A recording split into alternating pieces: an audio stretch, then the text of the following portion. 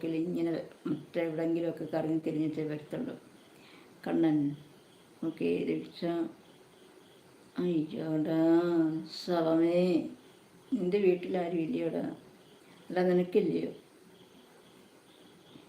അവനെ പിടിച്ച് കിണറ്റിയിട പ്രദീപ്. അയ്യോ ഇപ്പം രാത്രി വന്ന് ചോദിക്കുന്ന കേട്ടോ. കഴുത ശവം, ശവമല്ല ശവന്തീനിയ. നിൻ്റെ അമ്മയ്ക്കെങ്ങും ഇല്ലയോടാ? നീ എങ്ങനെ ജനിച്ചടാ പട്ടി തെണ്ടി? നീ അച്ഛനമ്മയ്ക്ക് ജനിച്ചതാണോ അല്ല മൃഗത്തിന് ജനിച്ചതാണോ? എടാ മനുഷ്യന് ജനിച്ചതല്ല, അല്ല മൃഗത്തിന് ജനിച്ചതാ നീ.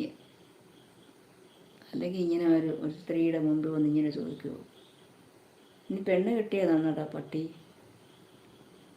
പോടാ.